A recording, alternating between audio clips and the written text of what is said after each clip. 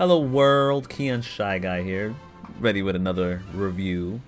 For the last few days I've been playing Pokemon Masters. It's a game from Nintendo and DNA out on mobile at the moment. It's currently on early access. If you haven't registered, feel free to do that, check it out. But before you do that, feel free to listen to my ramblings and figure out if it's right for you. I'm gonna try to be fair, but to be quite honest with you, I'm not too far into the game. I'm hoping, desperately hoping, some more fun opens up, but as it is now, it's a bit of a weird entry into the franchise. But I don't like just harping in on things. Let me at least just explain what Pokemon Masters is, and then you'll probably understand where I'm coming from with my mixed feelings on this game. So Pokemon Masters takes place on some island that hasn't existed in previous games because the creator of the island decided to create this island for the sole purpose of having 3v3 tournaments that he can also participate in. You know, because that's a thing. Now, what makes this game a little bit different than other games is that you don't really catch Pokemon, but you catch people. Just like the island that this tournament is built on, so are all the new rules and features, quote unquote, added to this game to make it fit in with the mobile atmosphere that it is accustomed to. Now, as a free-to-play mobile game, infinite play is kind of the norm for this style, but what made me intrigued was that there's actually a story involved with this game. More on that later. So let's get on with the pros of this game, because I always like to start off on a nice note. One thing that came out of the blue and kind of shocked me was the voice acting. I'm not used to hearing voice acting in Pokemon games, so while the acting here isn't phenomenal or going to change the way we look at things, it gets the job done nicely. The voice actors have been tasked with performing short little character driving moments, and they do a pretty good job of them, usually a sentence here or there, just enough to remind you that these characters can be people, even if they don't act like it all the time. It's a nice subtle reminder that even though these characters can often be clones of each other, they're still people at the end of the day. Another thing I really like about the game is the opening music. This shit is epic. Seriously, like, when I first heard this song, I'm just like, I am going to beat so much ass. Made me feel like I was fighting the Elite Four for the first time again. Speaking of which, a lot of boss trainers throughout the franchise make an appearance here. Members from the Elite Four, Kanto, Johto, whatever gym leagues, and a bunch of other boss-like characters throughout the game's franchise can join your team and help you out on your journey. It's also kind of cool because it makes it feel like these boss characters have a life outside of just sitting in a gym waiting for someone to come around and beat their ass. They're no longer just caricatures chilling in a labyrinth waiting for some 10-year-old to come along and beat their pet's ass. To add more to this personality is a main hub that you get greeted to every time you get into the game. When you start the game, you're treated to a Pokemon Center style area where that you can actually look around.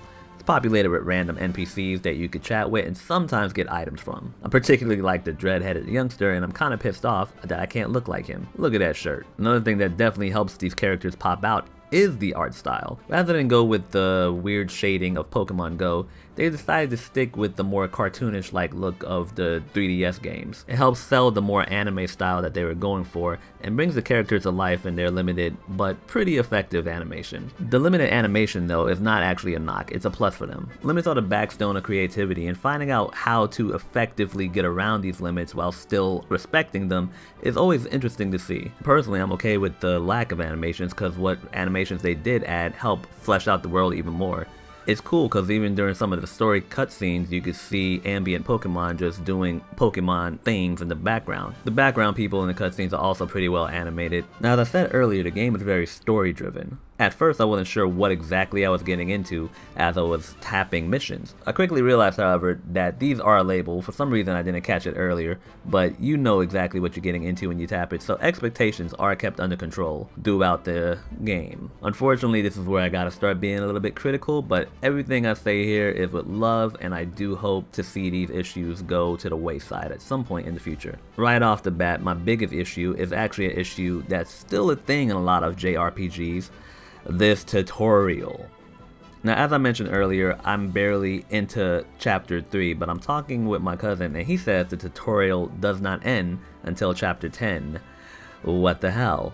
I get it, you want to take your time and pace people with new concepts, especially if they're coming off the back of other Pokemon games.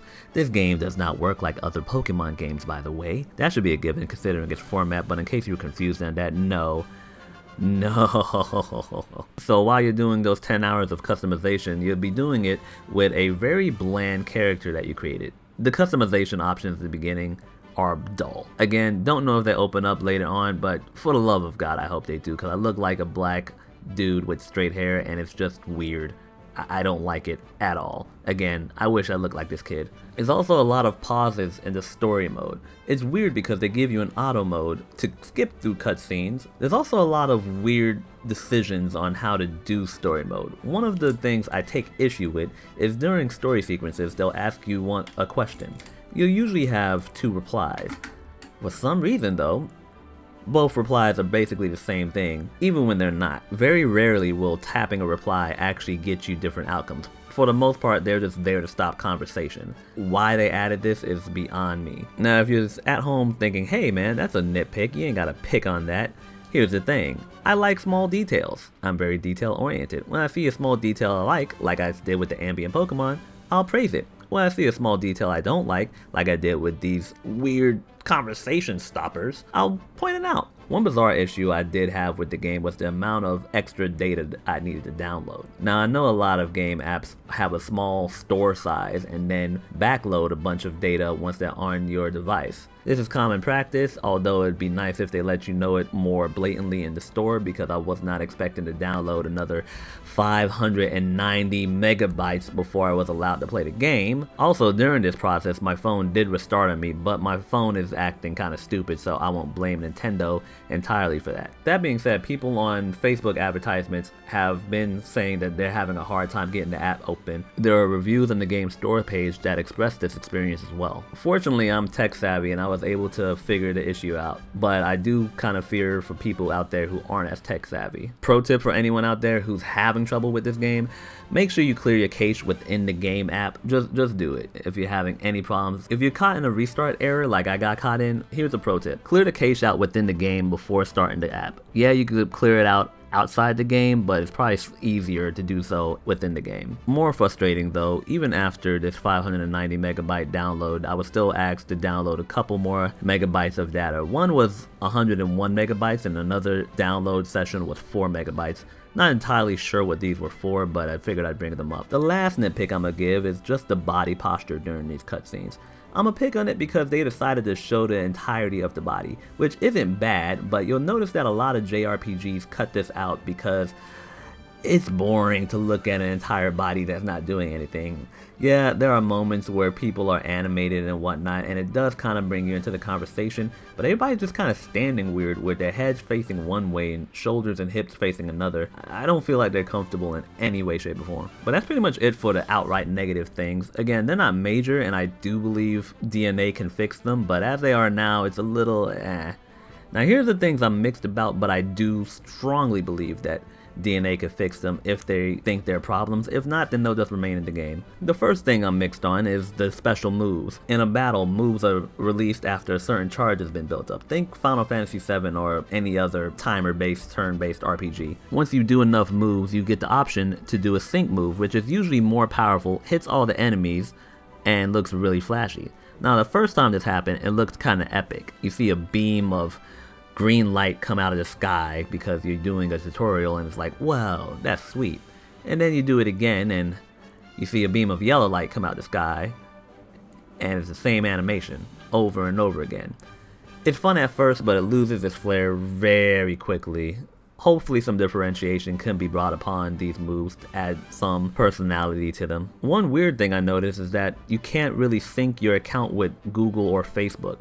It's not a big deal, but you do have to create a Nintendo account if you want to keep track of progress. You still sign in with Google Play, so I'm not exactly sure why they decided to go the Nintendo route. When you come from the mainline Pokemon games where things like experience aren't limited by how much money you have, it kind of feels weird when you see experience as an item. Not level up, experience. Wait, hold on, let me make sure I'm not talking about my ass. Nope, it's experience. The item's called a level up, but as I thought, it really just gives you experience with the intent of leveling up, but it can't guarantee a level up in all scenarios. These kinds of changes are natural given the platform and free to play nature, but just something to be aware of. Unfortunately, experience is free and you can battle, pretty much to your heart's content. Now, the timing of the battles is weird. Sometimes I'll tap a move and it'll take a while for things to come out. They're on a timer and at first it's not revealed to you.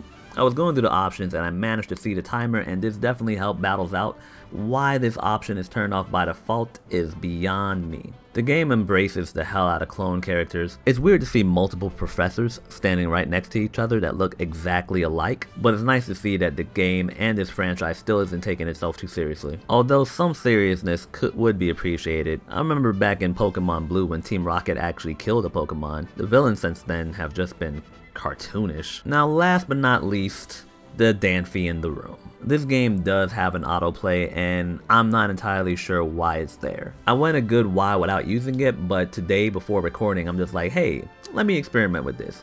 My fear was that I wouldn't really need to play the game, and it turns out that is actually true. I could talk about autoplay all day, but for now I'll just say that having a button that can play the game for you kind of beats the purpose of the game. I get that there's a lot of story content going on in this game, but you still want to make the game part of the game fun, not brain dead. As it stands now, autoplay is a bit too strong. Yeah, you come across bosses every once in a while, but for the bulk of the game, just put the people where they need to be and the rest of the game will play itself.